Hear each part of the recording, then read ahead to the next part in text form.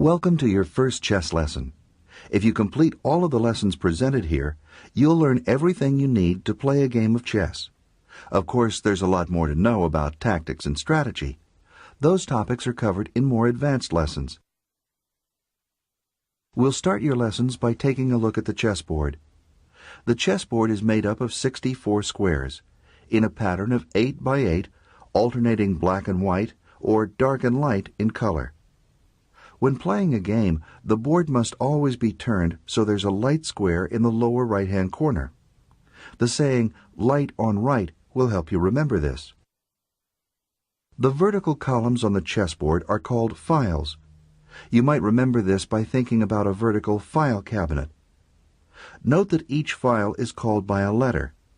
We say, for example, that this is the A file, and this is the F file. The rows on the chessboard are called ranks. You can remember this by noting that both row and rank start with the letter R.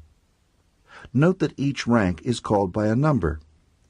We say this is the second rank, and this is the fifth rank.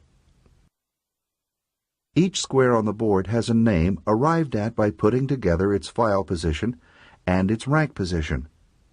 This square is called B5 because it's on the B file and the fifth rank. This square is called H3 because it's on the H file and the third rank. This square is called E8, and this square is called D2. A series of squares going from corner to corner is called a diagonal. Diagonals are identified by their beginning and ending squares. This is the A1 H8 diagonal. This is the F1 A6 diagonal. Chess is a game of war between the black army at the top of the board and the white army at the bottom of the board. Although we always call the two sides black and white, chess sets can vary quite a lot in color. The darker pieces are always referred to as black, and the lighter pieces are always referred to as white.